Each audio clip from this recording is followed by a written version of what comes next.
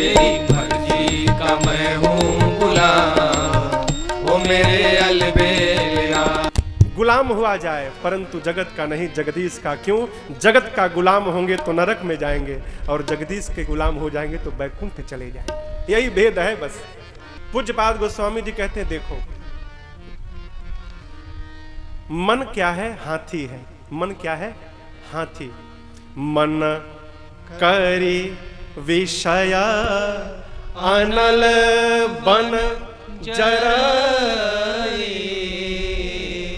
करी कहते हैं हाथी को। मन करी, मन हाथी है। ये हाथी कहां पड़ा है? विषय अनल बन जरई। विषय रूपी अग्नि के जंगल में ये मन रूपी हाथी जल रहा है। आप कहेंगे कहां जल रहा है? हम तो चकाचक कूलर के सामने बैठे हैं। अब देखिए, मन है, घर में बैठे हैं, आज मन कर रहा है पकौड़ी खाया जाए पनीर की। आए है, मन पहुंच गया जिह्वा के पास। जिह्वा का विषय क्या है? सुंदर सुंदर स्वाद मिले, रसना का यही विषय है। मन अपने विषय तक पहुंच गया। आज मन कर रहा है खूब सुंदर सुंदर मखमल को स्पर्श किया जाए, आज सुंदर दृश्य देखा जाए। यही अग्नि है। और मन इन इंद्रियों को साधन बनाकर इन तक भटकता रहता है। और स्पष्ट करें हम आपको, तो आप कल्पना करिए, ये जो इंद्रियां हैं हमारी, आंख, नाक, मुख, कान, ज्ञानेंद्रिया, 5 कर्मेंद्रिया और 4 अंतःकरण चतुष्टय बताए गए हैं।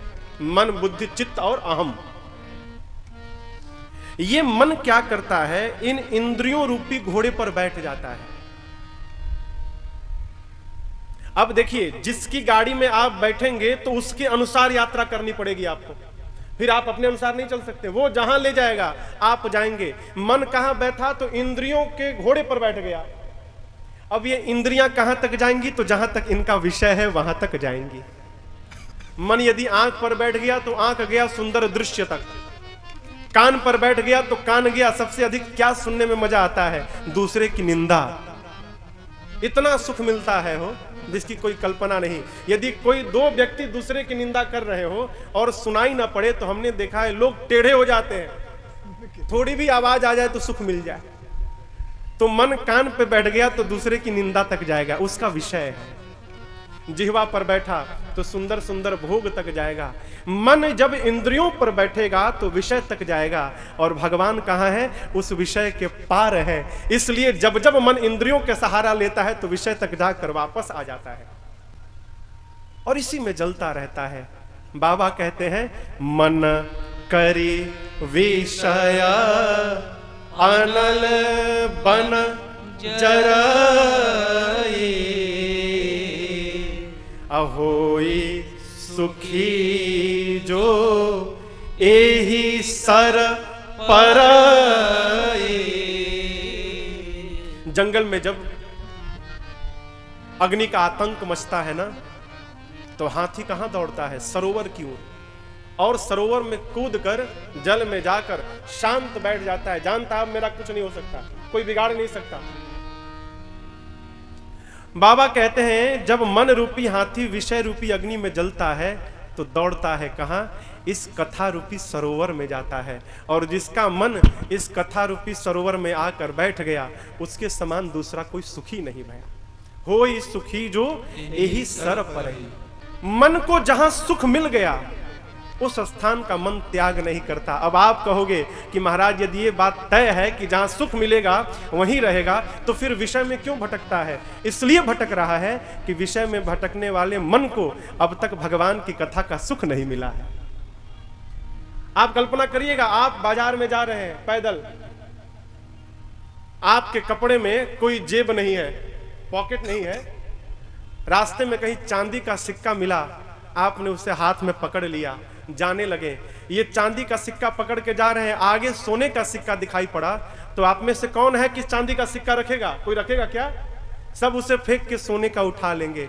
उसी प्रकार हम लोग विषय को तभी तक पकड़े हैं जब तक सोने की एक कथा नहीं मिली। जिसको कथा मिली, चांदी रूपी विषय अपने आप समाप्त हो जाएगा, छोड़ना नहीं पड़ेगा। ये कथा की महिमा है। बाबा कहते हैं, इस कथा को सुनने मात्र से, सुनत श्रवण पाइय विश्राम। केवल कथा सुनने मात्र से जीव को विश्राम की प्राप्ति होगी। एक बात यहां ध्यान से समझिएगा, विश्राम आने के बाद दुख सुख नहीं आएगा जीवन में। प्रसंग में ले चलूं आपको, किष्किंधा कांड में प्रसंग आता है जब भगवान लक्ष्मण जी के साथ प्रवर्षण पर्वत पर चतुर्मास व्यतीत कर रहे हैं। वर्षा ऋतु का समय है, सरोवर जल से लबालब भर गए हैं, सरोवरों में मछलियां तैर रही हैं। राम जी ने मछलियों को देखा तो लक्ष्मण जी से कहा, भाई उन मछलियों को देख रहे हो, ये मछलियां कितनी सुखी हैं। लक्ष्मण जी ने कहा, प्रभु मेरे समझ में बात नहीं आई। तब प्रभु ने कहा, लक्ष्मण सुखी मीन कौन, जे नीर अगाधा। अगाध जल में जाने के बाद ये मछलियां उसी प्रकार सुखी हैं। कैसे? जिमि हरि शरण नए कौ बाधा। जिस प्रकार भगवान के शरण में जाने के बाद, ध्यान से समझिएगा, शरीर से नहीं मन से, भगवान के शरण में जाने के बाद जिस प्रकार जीव के जीवन की बाधाएं समाप्त हो जाती हैं, उसी प्रकार अगाध जल में जाने के बाद इन मछलियों के जीवन का जितनी बाधाएं हैं सब समाप्त हो गई। अब आप कहेंगे, महाराज कई लोग हैं कि दिन रात माला जपते हैं, उनको बाधाएं जीवन में है। अब यहां समझने योग्य बात है, भगवान के शरण में जाने के बाद बाधाएं ना आए, ये संभव नहीं। बाधाएं तो आएंगी माई बाप, लेकिन जब आप शरण में रहेंगे तो बाधाओं के आने के बाद भी आपको बाधाओं का अनुभव नहीं होगा। एकदम सरल फंडा है। आप देखिए, एक छोटा सा चीरा लग जाए, छिल जाए, कितना दर्द होता है ना। लोग चिल्लाते हैं, और वही ऑपरेशन होता है, डॉक्टर यहां से यहां तक चीरा लगा देते हैं, कुछ पता नहीं चलता। क्यों भाई? इसलिए पता नहीं चलता कि डॉक्टर साहब हमारे मन को हमारे शरीर से अलग कर देते हैं। मन जब तक शरीर पर केंद्रित रहेगा, हमको और आपको सुख दुख का अनुभव होगा, और वही मन जब शरीर से निकलकर जगदीश में प्रवेश कर जाएगा, दुख क्या, दुख का पहाड़ आ जाए, कोई फर्क नहीं पड़ने वाला। भगवान कहते हैं, केवल मन दो हमको, कुछ मत दो, अपना मन दो, अपना शरीर, अपना धन, अपना समय, सब कुछ अपने परिवार को दे दो। लेकिन ध्यान रखना, एक श्रेष्ठ महापुरुष के श्रीमुख वचन है, तुम पूरे परिवार के लिए अपने मन को मारते हो, लेकिन कभी ध्यान देना, जिनके लिए तुमने जीवन भर अपने मन को मारा, उन लोगों ने तुम्हारे मन की एक भी नहीं सुनी। ये मेरे वचन ही श्रेष्ठ महापुरुष के वचन है। जिन परिवार के लिए हमने जीवन भर अपने मन को मारा, वो इसी परिवार वालों ने हमारे मन को मार दिया। भगवान कहते हैं, देख तेरे परिवार वालों के लिए तेरा मन कचड़ा है, उसका कोई उपयोग नहीं। परिवार के लिए जो कचड़ा है, तू सब कुछ परिवार को दे दे, केवल उस कचड़े मन को मुझे दे दे, मुझे कुछ नहीं चाहिए। कथा कुछ नहीं करती, कथा हमारे आपके मन को परिवार में, समाज में रखने के साथ साथ थोड़ा थोड़ा भगवान की ओर भी लेके चली जाती, बस यही काम है। और जिस दिन मन भगवान में गया साहब, आपकी व्यथा समाप्त। कथा क्या? प्रातः स्मरणीय परम पूज्य श्री ज्येष्ठ भाता श्री रमेश भाई ओझा जी, पूज्य भाई श्री कहते हैं, देखो कथा को उल्टा करो, तो कथा उल्टा करेंगे तो क्या होगा? थाक। कथा सुनेंगे तो कथा आपके जीवन की थकान को समाप्त कर देगी। यही कथा की महिमा है। हमारे पूज्य महाराज श्री कहा करते हैं, ये कथा श्रवण कर मिट जाती, 100 जन्म जन्म की व्यथा हो। जय जय राम कथा, जय श्री राम कथा। श्री राम चरित्रमानस में 4 वक्ता हैं और 4 श्रोता हैं। सरोवर, संतों का मानना है ये कथा एक सरोवर है। चारों दिशा में एक एक श्रोता और एक एक वक्ता बैठे हैं। सबसे पहले काशी जी के 80 घाट पर, शरणागति घाट, जहां पर वक्ता है पूज्यपाद गोस्वामी जी और श्रोता है संतों का समाज, बाबा का अपना निज मन। बाबा कथा की महिमा कहते हैं क्या? हम कथा कल कामत गाए, कामधेनु है जीवन मोर और बुध विश्राम सकल जन रंजन, राम कथा कलि कलुष विभंजनी। दूसरा घाट ज्ञान घाट कैलाश पर्वत, जहां पर वक्ता है भूत भावन भगवान शिव और श्रोता है साक्षात पार्वती मैया। बाबा बोले मां से, देवी ये कथा राम कथा कलि बिटप कुठारे, सादर सुन गिरिराज कुमारी। राम कथा कलि बिटप कुठारे, सादर सुन गिरिराज कुमारी। राम कथा सुंदर कर तारे, संस विहग उड़ावन हारे। राम कथा सुंदर कर तारे, संस विहग उड़ावन सुनकर हारे। मेरा सब संशय भागेगा, मेरा सब संशय भागेगा। मां पार्वती कर कथा हो जय जय राम कथा, जय श्री राम कथा। तीसरा घाट नीलगिरी पर्वत हिमालय में, जहां पर वक्ता है श्री कागभूषुंडी जी महाराज और श्रोता है पक्षियों के राजा श्री गरुड़ जी महाराज। कथा सुनाते सुनाते कागभूषुंडी जब भी बैठे थे तब तक देखा कागभूषुंडी जी ने कि पक्षियों के राजा गरुड़ जी आ रहे हैं और सब विहंग आए हुए थे, उनको कथा गा रहे थे। तब तक राजा साहब को देखे, आसन से उठकर स्वागत सत्कार किए, पूजन किए और पूछे प्रभु आप क्यों आए हैं।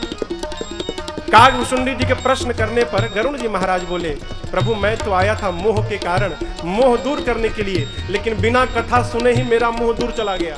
कैसे? बोले, देखि परम पावन तव आश्रम, गयो मोह संशय नाना भ्रम।